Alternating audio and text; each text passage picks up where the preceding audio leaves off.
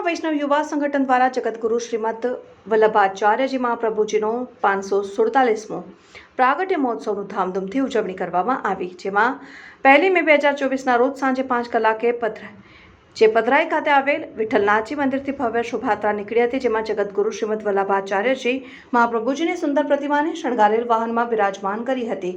વૈષ્ણવ આચાર્ય પૂજ્ય 108 દ્વારકેશલાલજી મહારાજને સુંદર બગ્ગીમાં પધરાવણી કરાઈને નગરમાં મુખ્ય માર્ગો ઉપર શોભાયાત્રા નીકળી હતી। વાસ્તે ગાસ્તે જેમાં ભાઈઓ અને બહેનો પીળા વસ્ત્રોમાં સજ્જ થઈને જોડાયા હતા। શોભાયાત્રાના માર્ગ પર મહારાજશ્રીનું ઠેર ઠેર સ્વાગત કરવામાં આવ્યું હતું। આ કાર્યક્રમમાં લિટલ ફ્લાવર શાળાના કપિલ જ્વેલર્સ પરિવાર શોભાયાત્રાના મનોરથી હતા, જેમાં ધારાસભ્ય ચૈતન્યસિંહ ઝાલા, મહાજન મંડળના પ્રમુખ સૂર્યકાંત ચોકસી સહિત આગેવાનો વેપારીઓ શોભાયાત્રામાં જોડાયા હતા અને આ પ્રસંગે છેલ્લે મોટી સંખ્યામાં વૈષ્ણવોએ મહાપ્રસાદીનો લાભ લીધો હતો। આગામી 4 મે 2024ના રોજ પ્રભાત ફેરી સવારે 5:30 કલાકે નીકળશે।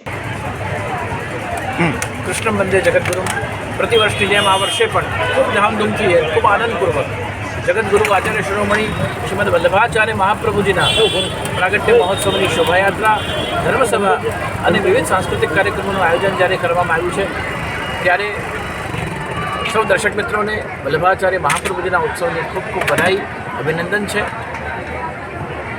ધાર્મિક ઉત્સવોની સાથે ધાર્મિક આપણા કર્તવ્ય અને આપણી ફરજોની સાથે સંસ્કાર સંપન્ન પરિવાર બને તે માટે હિન્દુ સનાતન ધર્મ તરીકે પણ આપણું કર્તવ્ય છે કે આપણે બધા એક થઈને અને સંસ્કાર સંપન્ન પરંપરાઓનું નિર્માણ કરીએ।